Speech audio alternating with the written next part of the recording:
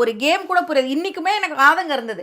என்ன ஒரு கேம், அதுல பார்வதி அரசியா இருக்காங்க, அப்ப அரசியா ஒரு இது பண்றாங்க அப்படின்னு. பிக் பாஸ் எனக்கு இப்ப மைத்ரிலாம் இல்ல, பிக் பாஸே நேரடியா போன் பண்ணிட்டாரு. உனக்கு புரியுதா அப்படின்னாரு என்கிட்ட. என்ன புரியல அப்படின்னு உடனே அவரு என்ன சொல்றாருன்னா, ஹேட்னா என்னன்னு கேட்டிருக்காரு. இப்படி கேட்டவருக்கு கேம் எப்படி புரியும், உனக்கு புரியுதா இல்லையாமா, ஏன் கஷ்டம் அப்படின்னு.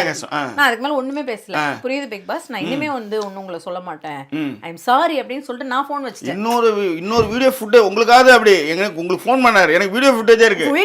மைக் 3 எனக்கு வீடியோவே அனுப்பிச்சிட்டாரு. சொல்லுங்க. ஆக்சுவலி வந்து கைகளை பாச்சுன்னா ஏதாவது ஆயிடும்ன்றதுக்காகவே வந்து கோமணத்தை கட்டே போட்டாரு. உள்ளார நானும் ஒரு கேமா உள்ளார வரேன், வாடா பாத்துக்கலாம், வாடான்ற மாதிரி அந்த தர இடத்துக்கு முன்னாடி கோமணம் கட்டி போய் நின்றாரு. ஆக்சுவலி சப்பானி மாதிரி இன்னைக்கு ஃபுல்லா என்னெல்லாம் தடவிக்கிட்டு, ஏன்னா எனக்கு கீறி விட்டுருவானுங்க, கட்சி வச்சுருவானுங்க. அதனால வந்து ஏதாவது அப்படியே டகுல் பாச்சாவெல்லாம் காட்டி விட்டு வழுகிட்டு ஓடியாந்து அப்படியே அந்த கபடியில் வந்து தடுவாங்களா, அந்த மாதிரி ஓடியாந்துடலான்ற மாதிரி வந்தாருன்னு வச்சுக்கோங்களேன். அதுக்கப்புறம் சொன்னாங்க, அப்புறம் இன்ட்ரெஸ்டிங்காகவே இது போயிடும், அதனால அதை செய்யாதீங்க தயவு செய்து, குரல்லே வச்சு இவனை வச்சு கதையை ஓட்டினாதான் வேலைக்கு ஆகும், இல்லைன்னா உங்க காதையை பிடிச்சி திருடுவானோ.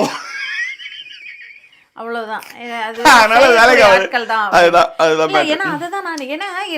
அந்த ஒரு சண்டையோட பேஸே அவர் எப்படின்னா, பாரு நீ இப்படிதான் பாரு, ஆரம்பத்தில இருந்தே நீ வந்து ஒருதலை பட்சமாகவே நீ வந்து ரூல் பண்ற.